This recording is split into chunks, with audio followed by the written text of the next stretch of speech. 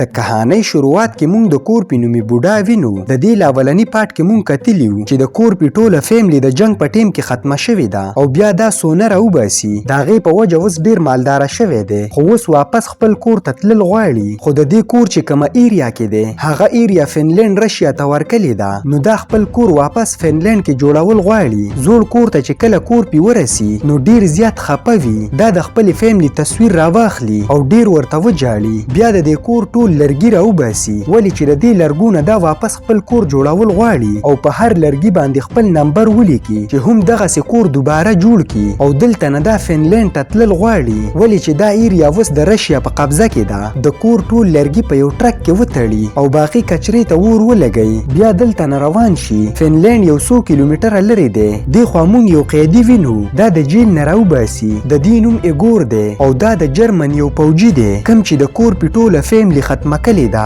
د دې سره سره دې نور هم ډیر ماشومان او ښځې وجلې دي. د دې وجې نه رشیا دلته کې قید کړی دی. اوس د دې مخې ته د رشیا جرنل راشي. جرنل ورته وایي چې تا د یو کس فیملی وجلې وه او هغه یو ډیر خطرناک انسان دی چې زمونږ یې 300 نه زیات پوجیان وجلي دي او زمونږ ټوله سونه یې وړې ده. د هغه نوم کورپي دی. تا به مونږ آزاد کو، خو ته به کورپي وجنې، ولې چې ستا په سر کې هغه زمونږ نور هم ډیر خلک وجني. دې خوا مونږ کورپي وینو، دا په خپل ټرک کې د خپلو لرګو سره روان وي. فنلنډ ته تقریبا 120 کیلومتر لار پاتې وي. د لږ مزل نه پس د دې مخې ته څه پوجیان ولاړ وي. دیو کورپي ودرئ او د دې نه آی ډي کارت وغواړي. خو دې وخت کې کورپي ګوري چې د دې شاته یو بل ګاډی ودرېدو. دې پوجي له آی ډي کارت ورکي نو دی خپل مشر ته شاته ګاډي لویسي. خو دې ګاډي کې بل څوک نه بلکې ایګور وي. دا چې آی ډي کارت چک کی نو دې ته پته ولګي چې دا خو کورپي دی. د دې نظر چې په لرګو ولګي نو دې ته پته ولګي چې کورپي خپل کور فنلنډ ته وړل غواړي. ایګور د دې لرګي سیزل غواړي. نو دا خپل یو پوجي ته اشاره وکي چې د دې لرګو ته ور کېده.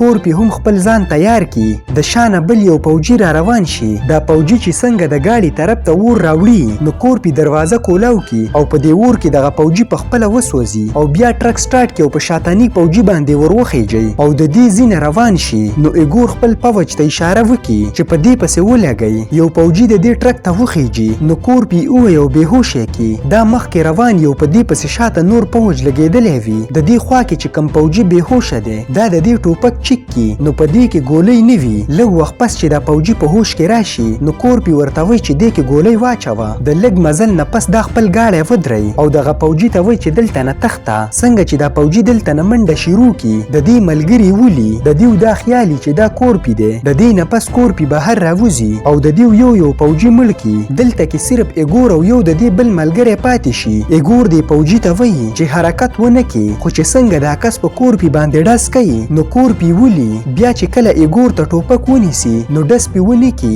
ولې چې دې ته پته نشته چې زما فیملی چا وجلې ده او د دې سره فی الحال وسله نه وي. د دې وجې نه ژوندی پرېږدي، خو صرف د دې د ګاډي ټیرونه پنچر کی او ګاډي ته وخیږي او دلته نه روان شي. ایګور د خپل ګاډي نه راکوز شي نو د دې نور پوجیان راشي. د دې سره بایک سوي نو دا ورته اشاره وکړي چې په کورپي پسې شاته ولګئ. دې خوا کورپي مخې ته روان وي، خو دلته کې دا خپل ګاډی د روډ نه راکوز کی او په شړه باندې روان شي. خو ایګور ته د کورپي په باره کې پته وي، ولې چې دا ډیر هوښیار دی. نو خپلو ملګرو ته دغه لوکیشن وښیي او هغوی پسې ورسي. کورپي په یو کس باندې ډز وکړي خو دا په دې باندې ساسر نه کوي، ولې چې د دیو په جسم باندې وسپنه لګېدلې ده. دغه کس په واپس ډز وکړي او کورپي ولي یو پوجي د دې ټرک ته وخیږي او په دې باندې د بره ډز وکړي. خو دې وخت کې دا د ټرک نه راوځي او دا پوجي ونیسي او لاندې راغوزار کی. په دې باندې ګاډی ور وخیږي. بل یو پوجي بایک ورولي او د کورپي ګاډي ته وخیږي. کورپي له دې کور کې نو دا د ټرک نه وغورځيږي، خو صرف د دې خپې بره پاتې وي. کورپي د یو بل بایک والا په ټیر کې ګرینیډ ولګي. په دې سره بل یو پوجي هم مړ شي او بیا چې څنګه دننه راشي نو دا بل پوجي هم مړ کی. خو یو پوجي اوس هم په ټرک باندې بره پاتې وي. نو کورپي د هغه په مرۍ کې رسۍ پساو کی او په ټرک باندې دا رسۍ راکاږي. نو پوجي د رسۍ سره مخې ته را روان وي او بیا د رسۍ په مدد سره د دې مرۍ کټ کی. نو ایګور له ډیره زیاته غوسه ورشي، ولې چې د دې ټول پوج ختم شو. دا د لرګو ته ور لګول غواړي.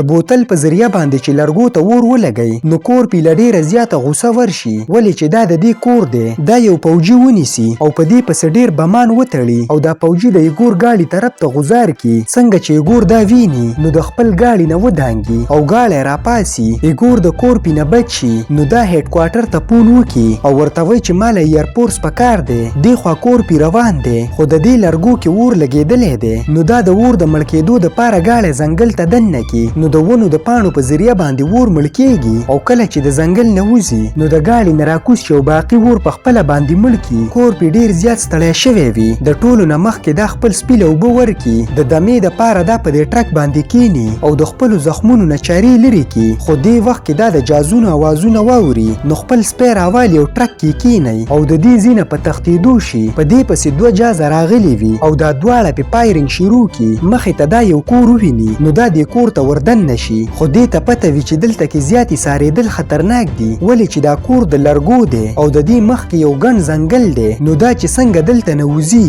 نو دې وخت کې جازونه بمباري وکي، خو کورپي په صحیح ټیم باندې بهر راوځي او ځنګل ته دننه شي. جازونو ته اوس د بره نه کورپي نه ښکاري، نو یو پایلټ خپل جاز لاندې راکوز کي، خپل جاز کوږ کي او په کورپي باندې فایرنګ شروع کي، خو د دې ډزې د ګاډي په لرګو باندې لګي. کورپي خپل ګاډي له ډېر سپیډ ورکلی وي، خو دا جاز پسې هم تیز شي. کورپي ته چې څنګه پته ولګي چې جاز زما خواته نږدې شو، نو دا یو خښ بریک ونیسي، په دې باندې جاز د لرګو سره وجنګېږي او مکمل تباه شي. کورپي واپس خپل ګاډی روان کی او د ځنګل نه چې وځي، نو د بل جاز نظر پې ولګي. په دې جاز کې یو ډېر خطرناک پایلټ وي، د دې سره ګولۍ ختمې شي، خو بیا هم هار نه مني او خپل جاز د کورپي طرف ته را روان کی. څنګه چې جاز کورپي ته نږدې شي، نو پایلټ د پیراشوټ په ذریعه باندې د جاز نه وځي، خو کورپي د خپل ګاډي لرګي کولاو کی او په ګاډي باندې بریک ونیسي. په دې سره یو څو لرګي مخې ته راشي، جاز د دې نه ولګي او لرې وغورځېږي. کورپي د خپل ګاډي نه راکوز شي او د دې مخکې دا پایلټ په پیراشوټ کې را روان وي، نو دا خپل لرګي ګاډي کې کیدي.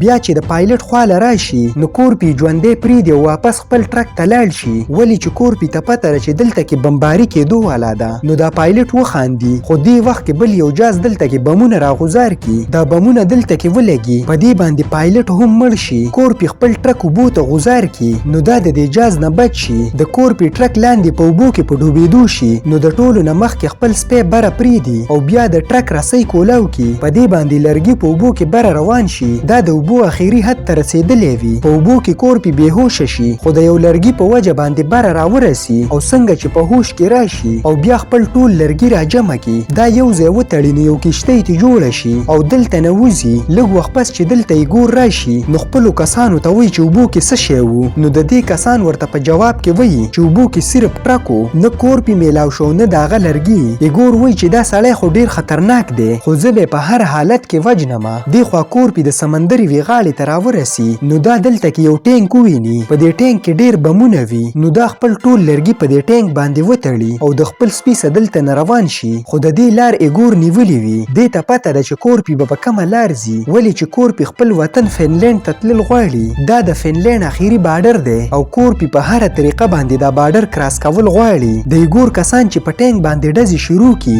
نو کورپي په ټینک کې دننه بمانو ته اور ولګوي، د دې په ذریعه باندې دا بارډر کراس کول غواړي. او څنګه چې د بارډر ته نږدې شي، نو د ټینک کې دماکه وشي، په دې باندې دا بارډر کراس کی، خو د دماکې په وجه باندې ټینک تباه شي. کورپي هم ډیر زخمی شوی وي، نو دا یو چاقو په خپل جسم کې پټ کی او خپل سپی پرېږدي. سپی خپل ملک فنلینډ ته ورسي، خو کورپي اوس هم په رشیا کې دی. ایګور د کورپي خواله راشي او په کورپي باندې تماچه کیدي، څنګه چې کورپي وجني. نو دې وخت کې د رشیا جنرال راشي، ورته وایي چې دا سړی زموږ ژوندی پکار دی، دا به موږ خپل جیل ته وړو.